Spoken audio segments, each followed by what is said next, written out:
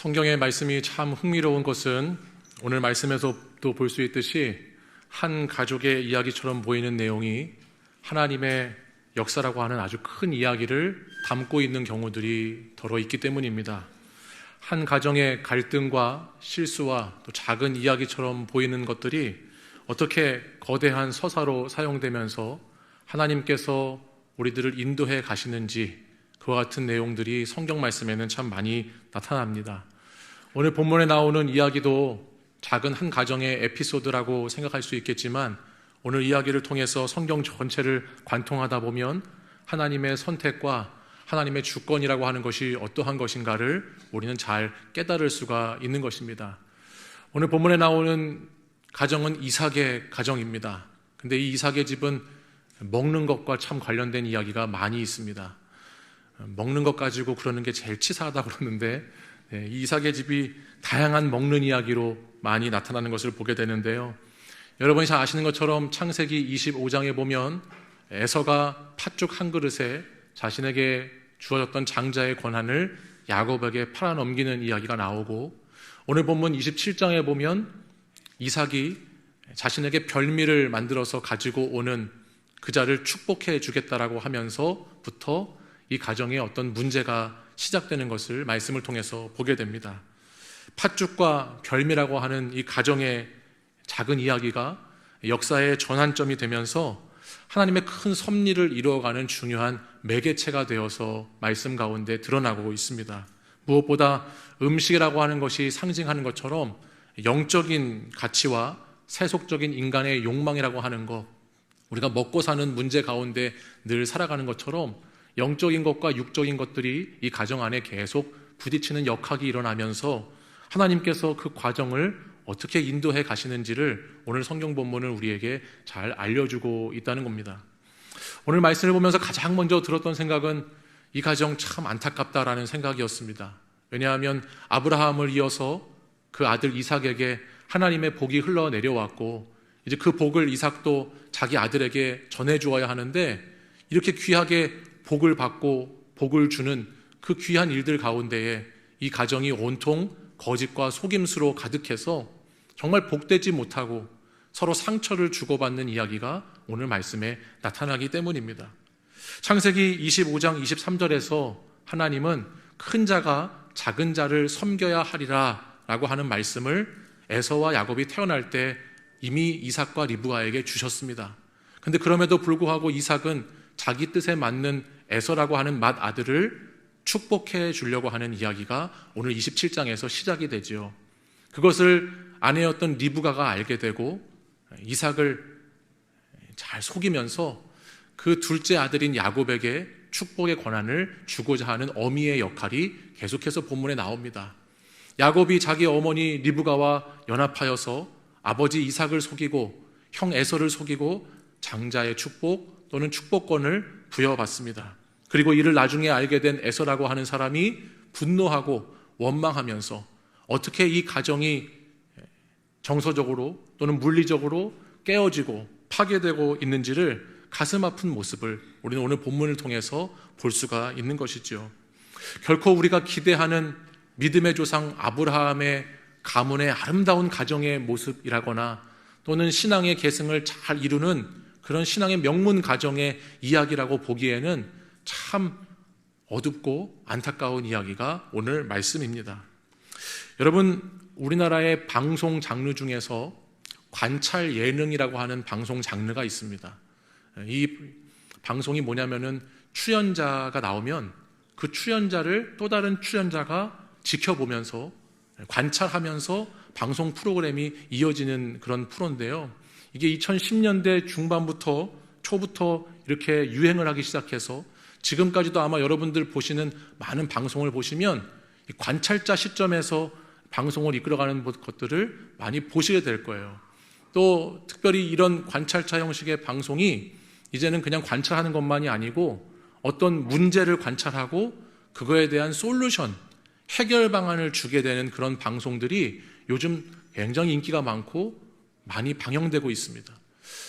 최근에는 잘 보지 않지만 저도 예전에는 금쪽이 아시죠? 네. 금쪽 같은 내 새끼나 또는 걔는 훌륭하다, 이런 방송들을 보면서 많이 배우고 깨닫게 되었던 것들이 많이 있었습니다. 이 아이의 문제가 도대체 뭘까? 이 개의 문제가 도대체 뭘까? 그리고 그와 같은 문제를 오 선생님, 강 선생님이 나오셔서 아주 잘 카리스마 있게 해결해 가시는 것을 보면서 참 대단하다, 인상 깊은 생각도 해봤습니다. 근데 어느 정도 이런 방송을 보다가 나중에는 이런 프로그램을 보지 않게 됐습니다. 왜냐하면 제가 그 방송을 보면서 문제의 답이 좀 뻔하다라고 느꼈기 때문입니다. 여기에 나오는 아이들과 개들에게는 문제가 있습니다. 그 문제를 꼭 어떤 문제라고 정의하기 어려운 문제도 있고 매우 심각한 문제도 있고 정말 천차만별 다양한 문제들이 있어서 한 가지만으로는 답을 줄 수 없는 것들도 많이 나옵니다. 근데 방송을 보면 볼수록 제가 분명히 확인하게 되는 게 있었습니다. 그것은 아이의 문제라기보다는 누구의 문제일까요? 부모의 문제고, 개의 문제라기보다는 개 주인의 문제가 너무나 많이 있다라고 하는 것을 보게 되더라고요. 그러니까 원인을 하나로 정할 수도 없고 답을 하나로 내릴 수도 없지만 정말 중요하게 한 가지 분명하게 확인할 수 있는 것은 그 모든 문제에는 부모와 견주가 정말 중요한 역할을 하고 있구나. 부모와 개 주인이 정말 중요하다라고 하는 것만큼은 똑같더라라고 하는 것이죠. 저는 오늘 이삭의 가정의 이야기를 우리가 보게 되는데 이 가정에 에서와 야곱에게 문제가 있어요. 근데 이 문제를 보면서 저는 동일한 것을 느낍니다. 에서와 야곱의 이 문제는 이삭과 리브가의 문제 때문이구나. 그 부모의 역할이 참 중요한 것이구나라는 것을 깨닫게 되는 것이죠. 특별히 하나님의 언약의 축복이라고 하는 것이 아브라함 때부터 이삭으로, 이삭에게서 야곱으로 이어져가는 과정 가운데 있는데 그 축복의 결과만이 아니라 그 축복을 이어가는 과정 또한 참 중요하다라고 하는 것을 생각하지 않을 수가 없는 것이에요. 창세기에서요, 여러분, 이삭은요 그렇게 주목받는 사람은 아닙니다. 이삭이라고 하는 이 인물은 창세기 21장에서 저와 여러분이 잘 아는 것처럼 아브라함과 사라의 귀한 아들로 태어납니다. 그리고 나서 25장에 가면 아버지 아브라함이 죽게 되고 본격적으로 이삭의 이야기가 창세기 25장에서부터 시작하게 돼요. 근데 그의 이야기가 얼마 나오지 않아요. 창세기 50장까지 있는 말씀 중에서 26장 단 한 장 정도, 그 정도 이삭이 주인공이 되어서 이야기가 나오고 그 이외의 다른 성경의 본문에서 이삭은 별로 존재감이 없는 그냥 보조 역할, 조연과 같은 역할로만 나오고 있습니다. 근데 그럼에도 불구하고 이삭이라고 하는 사람은 우리에게 너무나 중요한 사람이죠. 왜냐하면 아브라함의 그 약속의 하나님의 그 복이 아브라함을 통해서 또 이삭을 통해서 그 다음대로 흘러가야 되기 때문입니다. 그가 없었다면 우리는 아브라함의 하나님, 이삭의 하나님, 야곱의 하나님, 그리고 우리의 하나님을 오늘 고백하지 못할 수 있었기도 하는 것이죠. 이삭은 자신이 하나님의 약속을 이어가야 된다는 것을 스스로 잘 알았습니다. 내가 하나님의 약속의 자녀인 것을 알았어요. 인간적인 서열로는 자기 위에 형이었던 이스마엘이 있었지만 하나님의 약속은 나에게 주어졌다는 것을 그는 아버지 아브라함을 통해서 자기가 살아오는 삶의 경험을 통해서 분명히 확인할 수가 있었습니다. 근데 문제는 뭐냐면 오늘 말씀해 보면 그와 같은 하나님의 약속이 자기에게 주어졌던 것처럼 분명히 창세기 25장에서 에서와 야곱이 태어났을 때 그 하나님의 약속이 둘째 야곱에게 주어졌습니다. 근데 그럼에도 불구하고 이삭은 그 하나님의 약속, 하나님의 말씀을 지금 행하지 못하고 있는 모습을 보여주죠. 그것이 어디에서 구체적으로 드러나는가 하면 오늘 저와 여러분이 읽은 말씀 창세기 27장 23절에서 이렇게 기록되고 있습니다. 우리 말씀 같이 읽어보실까요? 그의 손이 형 에서의 손과 같이 털이 있으므로 분별하지 못하고 축복하였더라. 아멘. 하나님의 말씀이 이미 주어져 있었는데 이삭이 분별하지 못하고 자기 좋을 대로 하고 있는 모습을 보여줍니다. 27장 한 장 전에 앞에서 말씀드린 창세기 26장 말씀에 가서 보면 이삭이 아브라함 때부터 전해 내려오던 우물을 가지고 있었는데 그 우물을 계속해서 블레셋 사람들이 메우고 이삭이 살아가는 것을 방해합니다. 근데 그럼에도 불구하고 이삭은 그들과 다투거나 싸우지 아니하고 하나님의 인도하심을 믿으면서 계속 하나님의 말씀을 따라갔습니다. 그러자 하나님은 브엘세바라고 하는 곳에서 이삭을 다시 축복하시면서 아브라함에게 주셨던 복을 다시 확인시켜 주세요. 내가 내게 복을 주고 너를 번성하게 하겠다라는 말씀을 이삭에게 주시지요. 그럼 이삭이 그 말씀을 받았습니다. 그러면 이제 나로부터 복이 계속 흘러가게 될 것이구나를 가장 먼저 깨닫고 기억했을 거예요. 그러면서 이삭은 25장 23절에 나왔던 것처럼 그 복이 큰 자가 작은 자를 섬기리라고 했던 그 말씀을 따라서 흘러가도록 그렇게 말씀대로 행하는 삶을 살아갔어야 되는데 오늘 말씀에 보면 그는 분별하지 못했습니다. 자신에게 별미를 만들어서 가져오는 자에게 축복하겠다라고 하는 아주 인간적인 모습, 그 모습만 이삭에게서 드러나고 있는 것이죠. 한 가정의 가장이 하나님의 뜻을 잘 분별하지 못했을 때 이 가정에 얼마나 큰 영적 위기가 찾아오게 되는가라고 하는 것을 우리는 오늘 27장의 이야기를 통해서 살펴보게 되는 겁니다. 도대체 이삭이 왜 이렇게 됐을까? 왜 분별치 못하는 사람이 됐을까? 우리 창세기 27장 1절의 말씀, 상반절 말씀을 한번 보겠습니다. 이삭이 나이가 많아 눈이 어두워 잘 보지 못하더니 아멘. 나이가 많아진 이삭이 눈이 어두워졌습니다. 그래서 잘 보지 못하게 되었죠. 근데 여러분, 성경에서 눈이 어두워졌다라고 하는 이 표현은요, 단지 육체적인 시력 그것만을 뜻하는 것이 아닙니다. 그냥 시력이 안 좋아졌다, 좋지 못하다라고 하는 것을 이야기하는 것이 아니고 특별히 영적인 시력이, 영적인 분별력을 잃어버렸다라고 하는 것을 뜻하는 것이죠.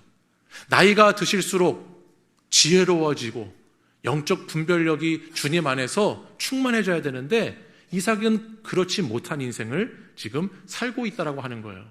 근데 여러분, 이런 이삭의 모습은 아버지 아브라함하고 참 큰 차이가 있더라고요.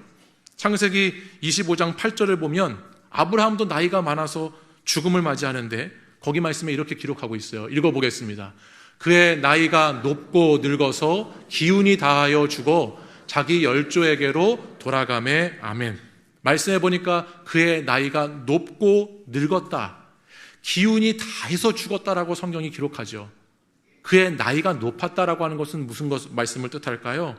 나이가 높다는 표현은 그가 하나님 앞에서 충만하게 끝까지 믿음의 삶을 살았다라고 하는 것을 뜻합니다.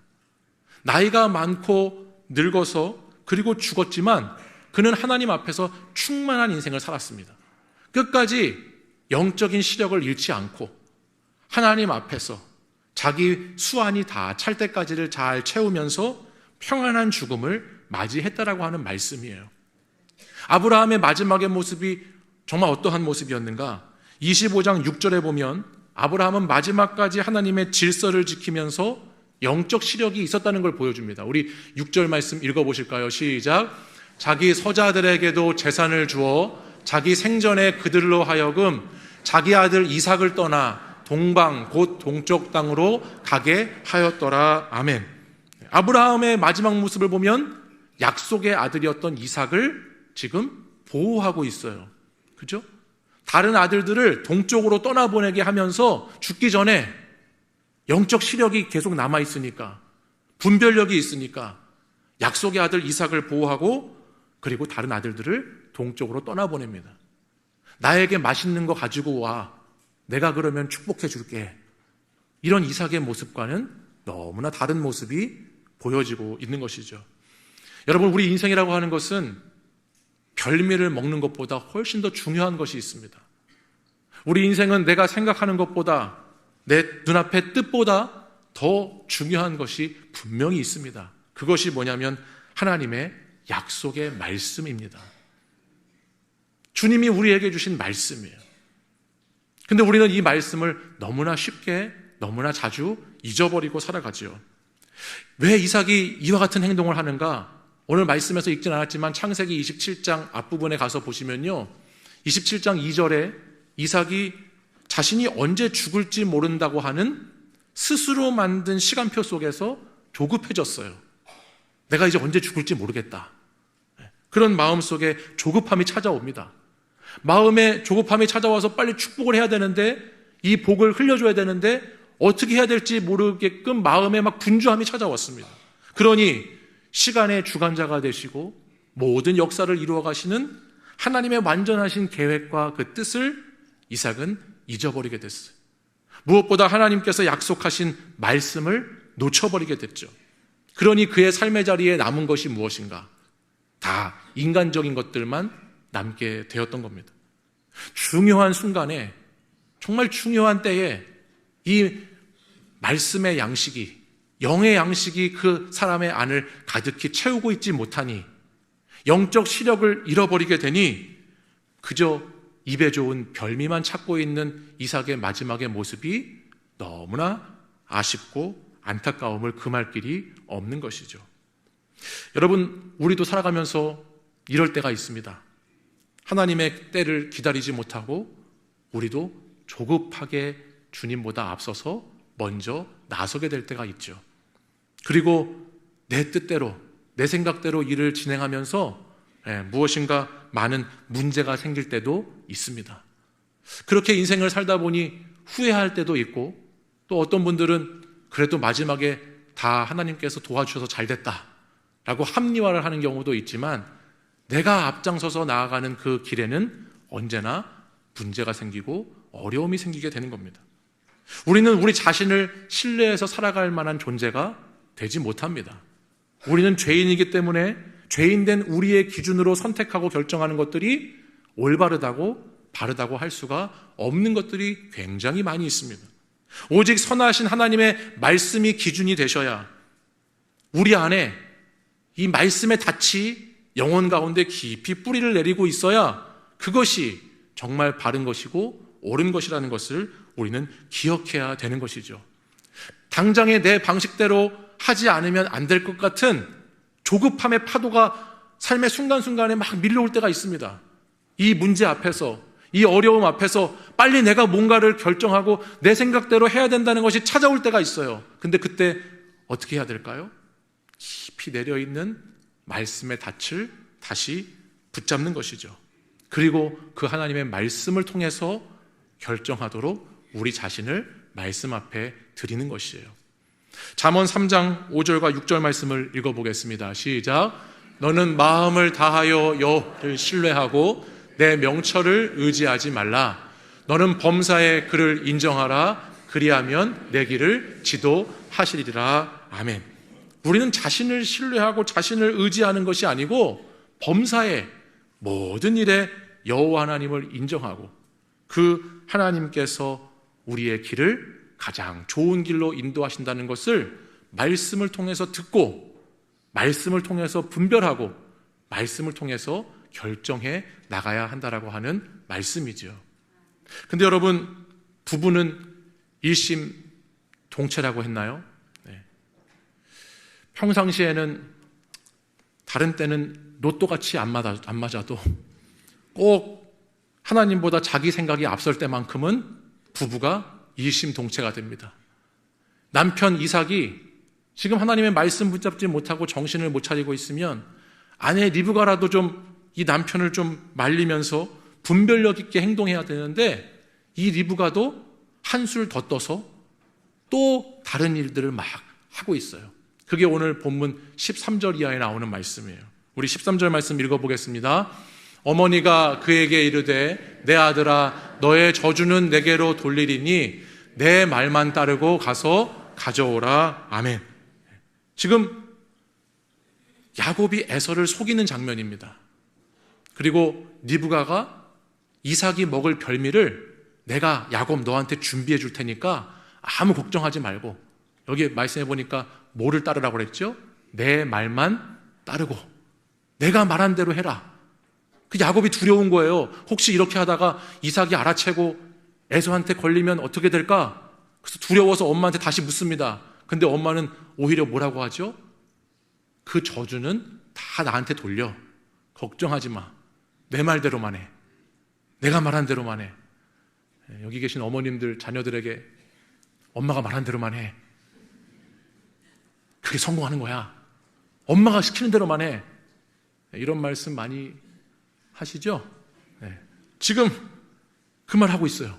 8절 말씀 앞에도 보니까 내 아들아 내 말을 따라 내가 내게 명하는 대로 해라. 내 말을 따라서 내가 너한테 명하는 대로만 해라. 하나님의 약속의 말씀이 전혀 나타나고 있지 않아요. 생각하지도 못하고 있어요. 오직 어떤 상황 앞에서 자기 생각, 자기 방식대로 일을 계속해서 진행하고 있죠. 야곱이 축복을 받아야 된다라고 하는 그 결과만을 놓고 과정은 다 무시한 채로 그렇게 막 일을 진행하고 있지, 그 중심에 기준이 되셔야 하는 하나님의 말씀은 지금 실종되어 버렸습니다. 지금 이렇게 하지 않을 것 같으면 안 되는 불안감, 지금 이렇게 행동하지 않으면 안 될 것 같은 두려움, 이 세상을 살아가면서 마주하게 되는 그 어떠한 문제들, 그 어떤 불안과 두려움 속에서 아주 세상의 방식을 급하게 쫓아가고 있는 리브가의 안타까운 모습이 오늘 말씀에서 또다시 우리에게 드러나는 것이죠. 여러분, 우리도 이럴 경우 참 많습니다. 문제가 생기고 어려움이 찾아오고 나면 아무리 내가 교회를 오래 다녔어도, 모태신앙이어도, 믿음의 대를 잇는 집안의 사람이어도 그때 말씀의 원칙이 작동하지 않을 때가 얼마나 많이 있는지 모릅니다. 믿음이 고장나 버립니다. 세상 염려와 근심 앞에서 믿음이 어디 갔나? 내가 믿음이 있었나? 내가 정말 믿음이 있는 사람이었나? 다 고장나 버리고 내가 하는 선택과 내가 하는 결정이 아주 인간적인 것으로, 아주 세상적인 것으로 계속해서 그와 같은 길을 걸어가게 될 때가 우리도 많이 있어요. 이 문제를 빨리 처리해야지, 조급함 가운데, 이 일을 빨리 해결해야지라고 하는 그 대처하는 가운데 계속해서 이런 모습을 보여줄 때가 있다라고 하는 거예요. 리브가가 지금 그렇게 행동하고 있죠. 근데 여러분, 성경 말씀을 쭉 묵상하다 보면요, 리브가는 원래 그런 여인이 아니에요. 리브가가 지금 무엇을 놓치고 있어요? 창세기 25장 말씀에 보면요, 이 이삭과 리브가도 자기 부모님이었던 아브라함과 사라처럼 20년을 기다려서 자녀를 얻어요. 이 가정도 기도를 통해서 이 에서하고 야곱이라고 하는 자녀를 얻게 됩니다. 임신합니다. 근데 그토록 기도하며 기다린 아들들이요, 이 리브가의 뱃속에서부터, 태에서부터 서로 싸웠다라고 성경이 기록합니다. 여기 싸우다라고 하는 단어의 원어적 의미는 뭐 장난치듯이 싸운 게 아니고 전쟁을 치는 것처럼 그렇게 뱃속에서부터 이 두 아들들이 싸웠다라고 하는 표현이에요. 그러니 리브가가 생명을 잉태해서 안고 있으면서도 그 임신 중에서부터도 고통스러운 거죠. 그리고 이들의 인생이라고 하는 것이 전쟁 같은 인생이 펼쳐지게 되고 있는 것을 보게 되는 겁니다. 근데 그때 리브가는 어떻게 행동했던 여인인가? 우리 25장 22절 말씀을 같이 한번 읽어보겠습니다. 그 아들들이 그의 태 속에서 서로 싸우는지라 그가 이르되 이럴 경우에는 내가 어찌할꼬 하고 가서 여호와께 묻자온대. 아멘. 리브가가 어떻게 행동하고 있죠? 이럴 때는 어떻게 해야 되나? 바로 그냥 내 생각대로 행동하나요? 내 아들아, 엄마가 말한 대로만 해, 이렇게 행동하나요? 아닙니다. 이럴 때는 어떻게 해야 될까? 라고 생각하면서 누구한테 묻고 있습니까? 여호와께, 하나님께 묻고 있습니다. 그녀는 본래 기도하는 여인이었어요. 하나님께 묻는 자였습니다. 근데 지금 자신 앞에 닥친 어떤 상황, 위기, 문제 속에서 기도를 놓치고 있는 모습을 보여주고 있어요. 사랑하는 여러분, 우리는 오늘 말씀을 통해서 어떤 문제가 있으면 있을수록, 어려움이 닥치면 닥칠수록 우리가 그 시간에, 그 순간에 반드시 말씀과 기도를 놓치면 안 된다는 것을 깨닫습니다. 이삭과 리브가를 통해서 우리는 우리의 뜻이 아니라 하나님의 뜻을 따라야 하고, 말씀을 통해서 분별해야 하고, 기도함으로 하나님께 순종하며 나아가는 것이 가장 최선의 길이라고 하는 것을 다시 기억해야 할 줄 믿습니다. 하나님의 계획과 그분의 뜻은 우리의 생각하는 것보다 훨씬 큽니다. 너무나 광대합니다. 아니, 완벽합니다. 그 하나님을 따라갈 수 있는 저와 여러분이 되시기를 원합니다. 우리가 어떤 조급함 가운데 빠질수록, 우리가 살아가면서 불안하고 두려운 일들이 생길수록 그때 여러분의 생각대로, 여러분의 방식대로 일을 처리하지 마시고 오늘 말씀에 나오는 것을 기억하시면서 우리는 말씀이 우리를 이끌어 가시도록 기도하면서 살아가야 되는 것이죠. 여러분, 세상에 호흡을 맞추고 사람들이 살아가는 방식대로 똑같이 살아가려고 하면 이 그리스도인의 삶이라고 하는 것은 날마다 헉헉거리면서 살아가게 돼 있어요. 그거 따라가느라고, 그거 쫓아가느라고. 이 세상의 사람들이 자녀를 키우고 양육하는 방식대로 따라가려고 하면요, 얼마나 힘든지 모릅니다. 근데 여러분, 우리 자녀를 기르기 위해서도 그렇고 어떤 문제 앞에서도 그렇고 말씀과 기도로 영적인 심호흡을 깊게 하면서 하나님이 우리를 인도해 가신다고 하는, 주님이 우리 가정을 인도하신다고 하는 그 믿음 가운데 말씀과 기도를 붙잡고 나아가면 거기에서 주님 주시는 평안을 누리게 될 줄 믿습니다. 여러분, 우리가 왜 조급해질까요? 왜 조급해지는 겁니까? 왜 문제 앞에서 말씀과 기도를 잃어버리게 되는 것이죠? 그것은 우리 인생의 주인, 내 인생의 주인을 나라고 생각하기 때문이에요. 내가 인생의 주인이 되니까 자꾸 조급해지는 거예요. 맡기지 못하는 거예요. 내가 주인이 되어서 그 상황을, 그 문제를 붙들고 살아가려고 하니까 또다시 불안해지고 또다시 두려워지고, 내가 주인 된 삶은 늘 그런 것입니다. 그러나 내 인생의 주인이 내가 아니고 나를 지으신 하나님께서 나의 주인이시고 나를 인도하신다라고 하는 이 믿음 가지고 살아가면 그 문제와 그 상황과 그 위기는 그대로 있을지 몰라도 인생의 주인이 바뀌면 더 이상 두려움이 나를 지배하지 못하고 두려움이 나를 이끌어가지 못하게 되는 줄 믿습니다. 하나님이 여러분의 주인 되어 주시는 것이죠. 이사야 55장 8절 9절은 이렇게 말씀합니다. 같이 읽겠습니다. 이는 내 생각이 너희의 생각과 다르며 내 길은 너희의 길과 다름이니라. 여호와의 말씀이니라. 이는 하늘이 땅보다 높음같이 내 길은 너희의 길보다 높으며 내 생각은 너희의 생각보다 높음이니라. 아멘. 우리의 주인 되시는 하나님과 피조물인 우리의 생각의 차이가 무슨 차이인 줄 아세요? 하늘과 땅 차이, 천지 차이예요.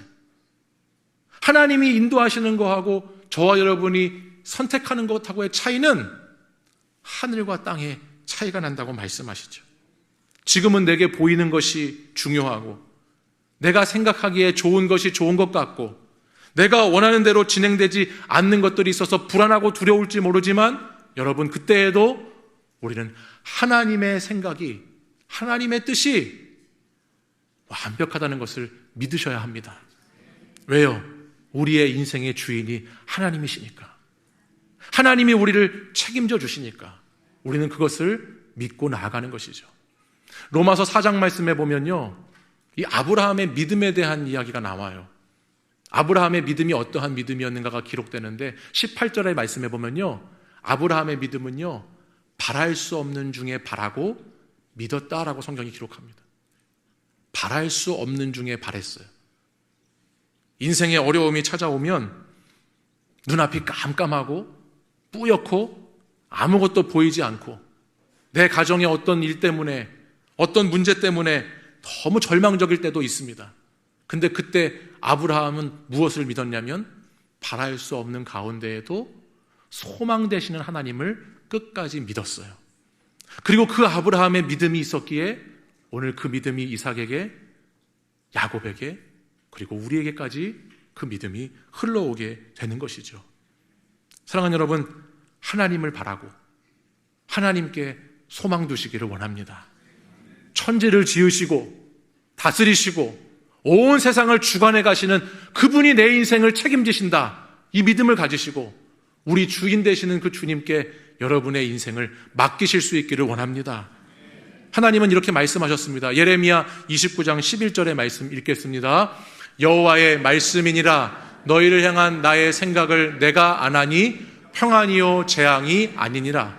너희에게 미래와 희망을 주는 것이니라. 아멘. 여러분, 우리 주님은 재앙을 주기 원치 않으시고 평안을 주기 원하십니다. 미래와 희망을 주기를 원하십니다. 주님이 약속하셨어요. 말씀하셨어요. 이 말씀 의심하지 마세요. 하나님께서 우리를 이렇게 인도하신다고 말씀하셨으니 이 말씀을 붙잡고 여러분이 말씀을 영혼의 닻으로 깊이 삼으셔서 여러분의 인생을 살아가셔야 되겠지요.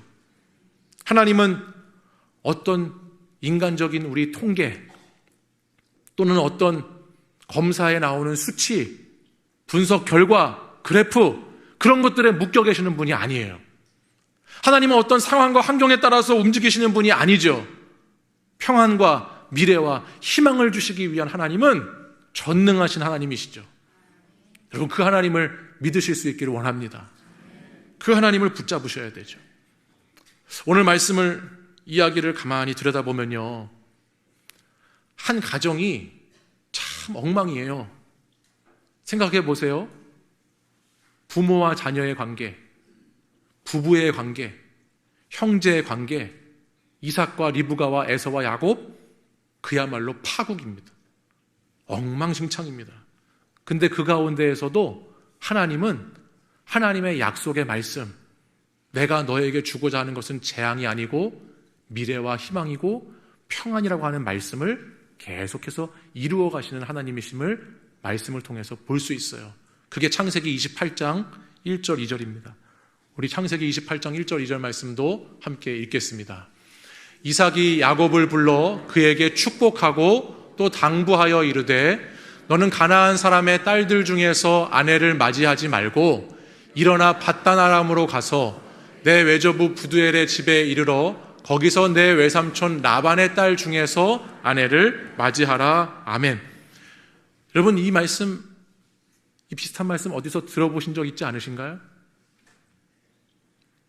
지난주 주일에 창세기 24장 말씀에서 아브라함이 이삭의 신부감을 구할 때 그의 늙은 종에게 했던 말씀하고 거의 유사한 말씀이에요. 그죠? 이삭의 집안이 다시 영적 질서를 회복하고 있어요. 어떻게 해요? 하나님의 말씀대로 다시 순종할 때, 다시 하나님의 말씀 붙잡고 그 말씀을 따라가면서 오늘 이삭이 야곱을 축복합니다. 그리고 야곱에게 당부합니다. 어떻게 너의 아내를 맞아와라. 사랑하는 여러분, 그렇습니다. 인생의 솔루션이라고 하는 것은요, 우리가 아니라 하나님께 있는 줄 믿습니다. 하나님께서 인도하시는 그 길은 가장 완벽하고 가장 좋은 길인 줄 믿으시기를 바랍니다. 주님보다 앞서지 마시고 겸손하게 말씀을 붙잡고 기도하심으로 하나님의 인도하심을 따라가시기를 원합니다. 여러분, 창세기라고 하는 이 말씀은 처음 창세기 1장을 보면요, 흑암과 혼돈으로부터 시작돼요. 창세기 1장 말씀 펴보시면, 근데 거기에 하나님의 영이 수면 위에 운행하시면서 그 혼돈과 흑암이 달라집니다. 특별히 빛이 있으라 라고 하는 말씀이 임하기 시작하니까 그 말씀을 통해서 혼돈과 흑암은, 어두움은 다 물러갔습니다. 여러분, 어둠은 빛과 싸울 수 있는 대상이 아니에요. 싸워야 하는 대상이 아닙니다. 어둠은 그냥 빛이 임하면 떠나가게 돼 있죠.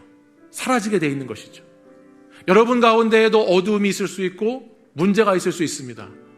내가 조급하게 처리해야 될, 내 생각대로 빨리 선택하고 결정해야 될 무언가가 있을 수 있어요. 근데 그때 여러분, 빛 대신 말씀을 찾으셔야 돼요. 성령님께 구하셔야 돼요. 그것이 임할 때, 말씀이 임하고 주의 성령이 임할 때 어둠은 완전히 사라지게 되는 것이기 때문입니다.